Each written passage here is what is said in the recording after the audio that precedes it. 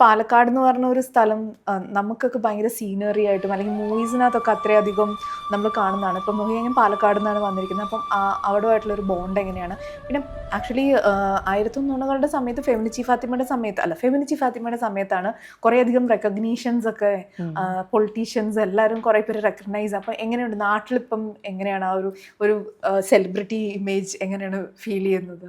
നാട്ടുകാർ നല്ല സപ്പോർട്ട് ചെയ്യുന്നവരാണ്. എൻ്റെ നാട് തൃത്താലയാണ്, പാലക്കാട് ജില്ലയിലെ തൃത്താല.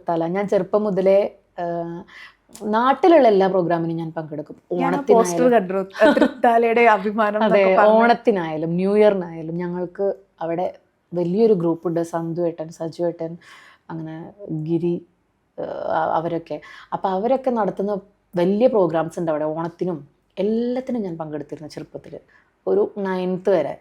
പിന്നെ +1 +2 വേറെ സ്ഥലത്താണ് പഠിക്കാൻ പോയത്. കാരണം ഇതിലേക്ക് കോൺസെൻട്രേഷൻ ഉണ്ടായിരുന്നില്ല. അപ്പോൾ നാട്ടിൽ നിന്ന് വളരെ സപ്പോർട്ടീവാണ് എല്ലാവരും. അവർക്ക് തന്നെ അറിയാം, ചെറുപ്പം മുതലേ എന്നെ അറിയാം. പിന്നെ ഇപ്രാവശ്യം പോയപ്പോൾ എനിക്കായിട്ടൊരു പ്രോഗ്രാമൊക്കെ വെച്ചു. എനിക്ക് കുറേ അവാർഡ്സൊക്കെ അവർ തന്നു. പിന്നെ നമ്മുടെ MP രാജേഷ് മിസ്റ്റർ അവർ വന്നു, എൻ്റെ VT ബൽറാം സർ വന്നു വീട്ടിലേക്ക്, അവരൊക്കെ വന്നു.